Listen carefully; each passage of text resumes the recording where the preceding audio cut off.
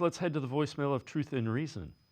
Hi, this is Tommy from Sydney. I always enjoy your show. And as far as the DTR and Kenny Pickett trade, why on earth do you think the Eagles wanted DTR? Or was this more of a matter that they thought a fifth-round draft choice was enough compensation for Kenny Pickett and that DTR was just icing on the cake? It kind of says to me a lot of what the two teams thought of these two quarterbacks. Thank you for taking my call. Bye. As always, appreciate all of the voicemails. Let's welcome in Sam Monson from the 33rd team, co-host of the Check the Mic podcast.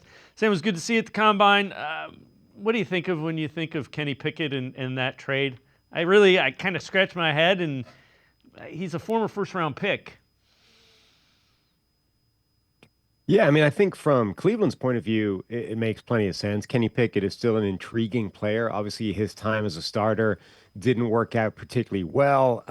He really didn't bring enough positives to the table. In terms of negatives, he actually wasn't too bad, was reasonably careful with the football, didn't make too many egregious mistakes, but he didn't bring a huge amount of plus plays to the table, which in today's NFL, you just need to be able to do better than he was. So I get why the Browns would be prepared to kick the tires for a modest draft pick and see what he can do.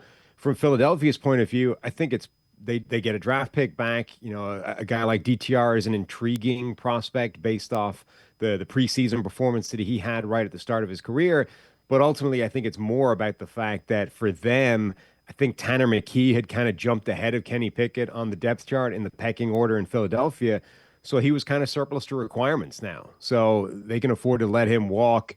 They get to flip the order of the backups. DTR will be their QB3, and they get the draft pick back in return. So I think there's probably more in it for Cleveland than for Philadelphia, but I understand why they're willing to let him walk because he's probably not their primary backup anymore.